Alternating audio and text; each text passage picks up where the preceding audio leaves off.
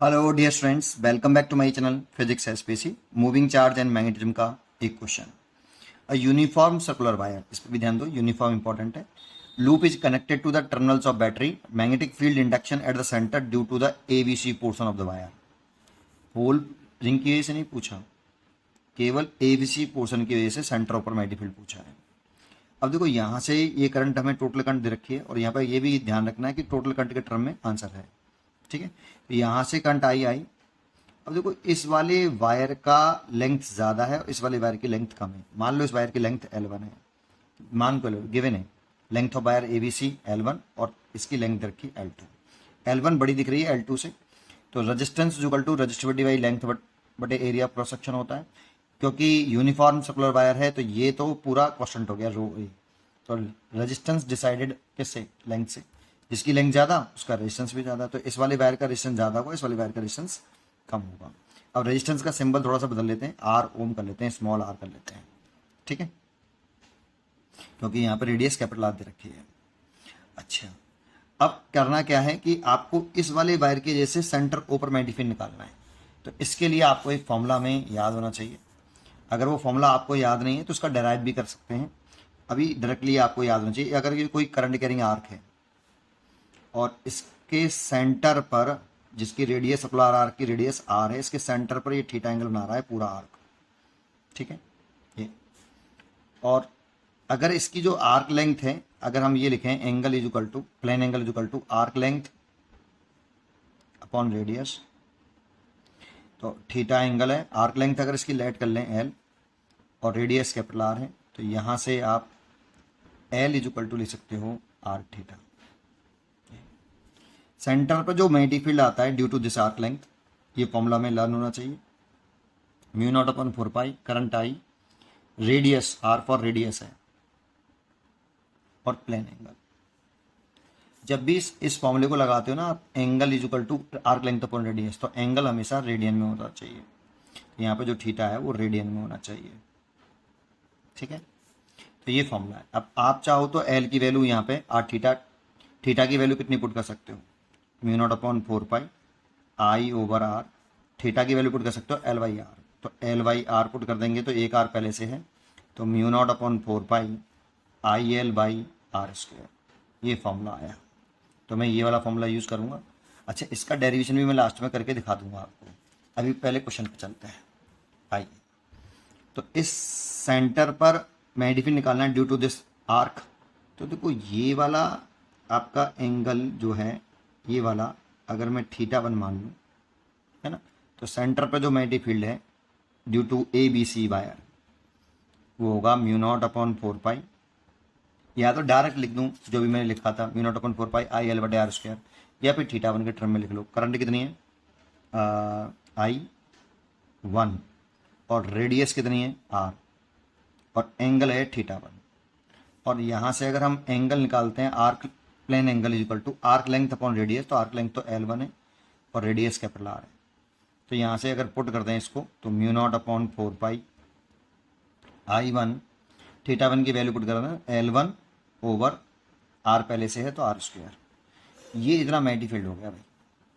लेकिन हमें I1 के टर्म में नहीं चाहिए, तो आपको I के टर्म में चाहिए, तो I1 की वैल्यू निकालनी पड़ेगी आपको इन टर्म ऑफ I। वो कैसे निकालें, बस यही कंसेप्ट है इसमें, और कुछ नहीं है। ठीक है, इस वाले वायर की से मत निकालना, केवल इस ABC वाले वायर के इस पोर्शन की वजह से मैग्नेटिक फील्ड पूछ रहा है सेंटर पर, पहली बात।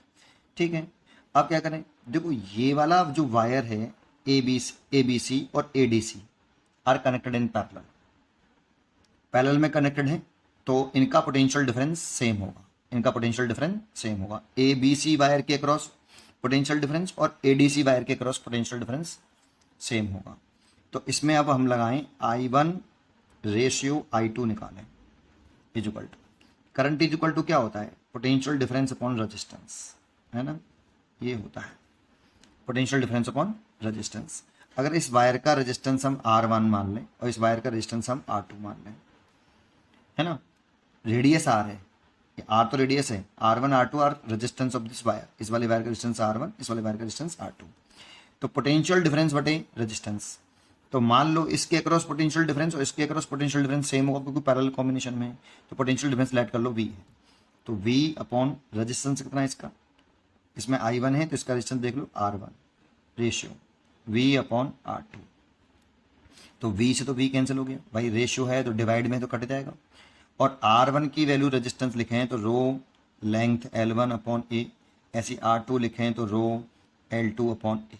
वैल्यू पुट कर दो 1 अपॉन रो L1 अपॉन ए ratio 1 upon rho L2 upon ए। रेशियो में इसीलिए ये भी कट जाएगा। अब बोथ साइड दोनों ऊपर न्यूमरेटर में L1 L2 का मल्टीप्लाई कर दो, तो L1 L2 over L1 ratio L1 L2 over L2। L1 से L1 काट दो, L2 से L2 काट दो, यहाँ आया L2 रेशियो L1, ये आ गया I1 रेशियो I2। इसमें अब कंपोनेंडो एंड डिविडेंडो थ्योरम लगा दो।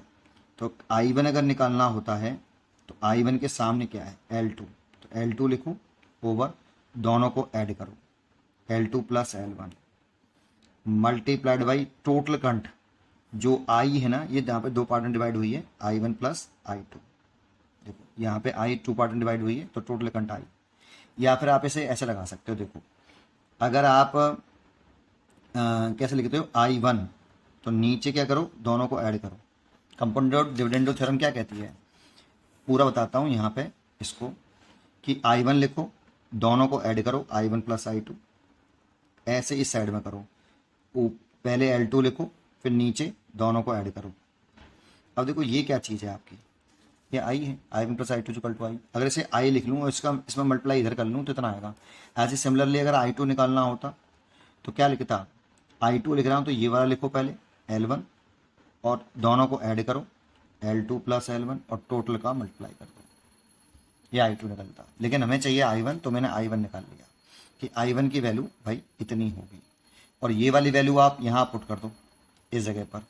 तो BABC equal to mu naught upon 4 pi, I1 की वैल्यू पुट कर रहा हूँ, देखो ये वाली I1 की वैल्यू कितनी है IL2 over L2 plus L1, ये तो मैंने इसकी वैल्यू पुट कर दी।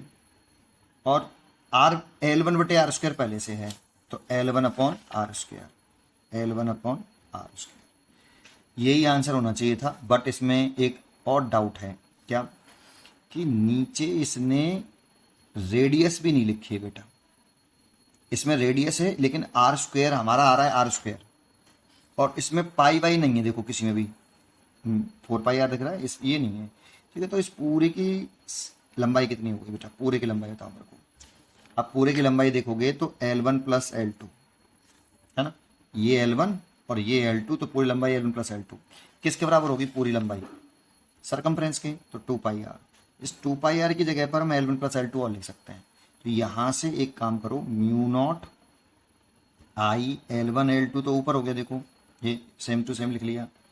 नीचे मैंने इसमें क्या किया है 2 R अलग कर लिया है और L1 प्लस L2 ये नीचे लिखा ही है, और बाकी का मैंने यहाँ पर 2 पाई आर लिख लिया है। देखो देखो इसमें से एक 2 निकाला है मैंने, तो एक 2 ये रहा और एक 2 ये रहा, 4 हो गया।